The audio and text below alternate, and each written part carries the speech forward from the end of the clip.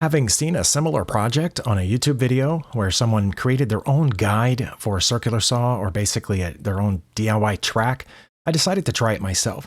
Here I'm using a 2 foot by 4 feet sheet of plywood, 1/2 inch thick, or very close to 1/2 inch, and I've clamped down to it a 1x4 temporary fence to make this first cut, which doesn't have to be perfectly straight. What I'm going to do is cut off one whole piece here of the factory edge and then use that as the fence that I will glue on in place. And the factory edge will then provide a very straight fence.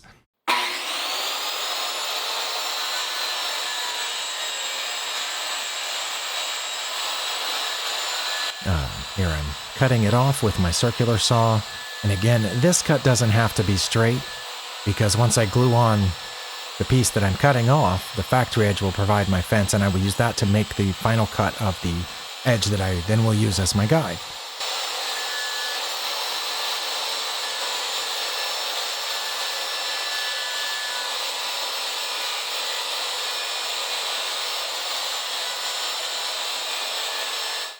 After using my random orbital sander to smooth off the piece that I just cut off, I have turned it over, removed my temporary fence, and then I started applying glue and began clamping down the new fence that will guide my future cuts.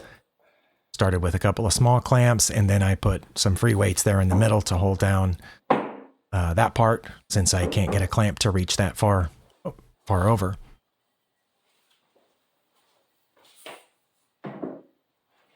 Right, here is a slightly better view of the permanent fence that I have glued down. There was some bleed out and I wiped most of it off, but then a little bit more squeezed out, which I'm not really concerned about if it dries and hardens right there, because it's such a small thing.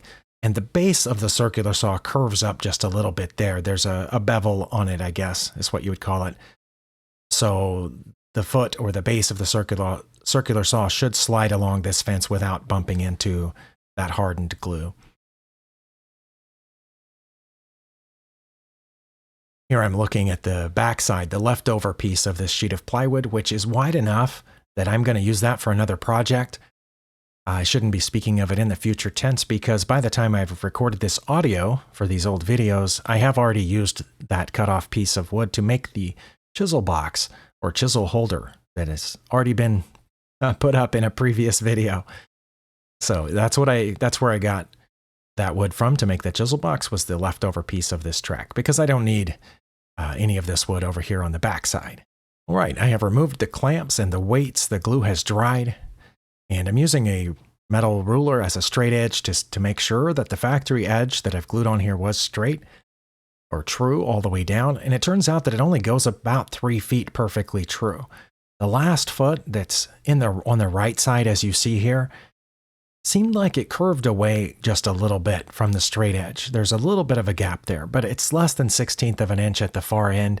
I don't think that's because the factory edge was curved. I think it might be because when I clamped that end down, that maybe the clamp pulled it, because the glue acts as a lubricant while it's still wet. And so that right edge must have curved off just a little bit. And it was a little frustrating. Used a flashlight to see the shadow, but I think at the time I was thinking of cutting off the far ends, but I decided not to in the end. I'm probably not going to need this to make any cuts longer than 3 feet anyway, so I'm not going to worry about that slight curvature that I noticed at the end. I did use my circular saw and the new permanent fence to cut the final edge on this guide. I ran the saw across there twice. The first time I did not set the blade deep enough to go all the way through, mainly because I've heard that if you can make a couple of shallow cuts rather than one deep cut, it'll reduce tear out, and that turned out to be true. Once I got it all the way off, it came off really straight and true.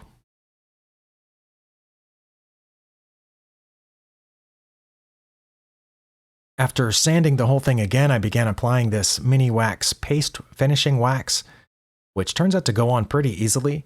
Yeah, you just take a clean cloth and scoop that out of the jar and then rub it onto the wood. And you just do this kind of gently and loosely all the way down, not rubbing it in deeply, just applying it to the surface of the wood. and then let it set for so many minutes. I think I only needed it on the track, but I went ahead and applied it to all the surfaces here. And then after letting it set for so many minutes, come back with a clean cloth and buff it off. All right, here the paste wax has been buffed off. You can see that I've drilled holes in each end and used my router to smooth out the holes. This was so that I could easily carry it with a finger or two, and also to hang it on a wall, on a nail or bolt or something, if I can't find a nice place to set it behind something. Of course, having a track like this, the advantage over having a table saw is that it doesn't take up a lot of space when you're not using it. I can just hang this on the wall, as I said, or stand it up behind something, or place it on top of something or under something, and it doesn't take up a big chunk of the garage space like a table saw would.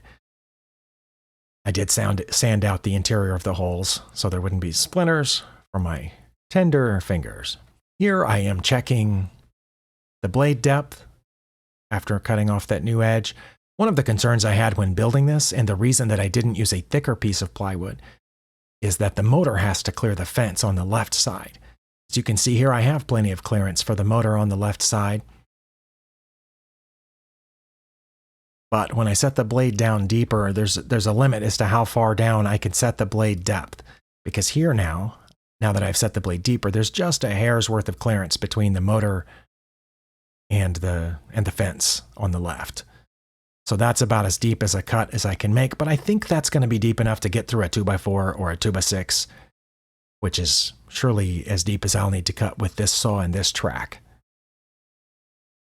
But anyway, the project was not too labor intensive. It just required having this 2-foot by 4-foot sheet of plywood and a circular saw and some glue and a few clamps and a little patience, because you have to wait for the glue to dry, and then a little time and effort of sanding and applying the paste wax. But the whole thing turned out fine, and since I've recorded this audio, I have used this track several times to make relatively straight cuts in plywood and other boards. That little curve at the end turns out to not matter because, again, I'm not going to be using this to cut extremely long pieces of wood.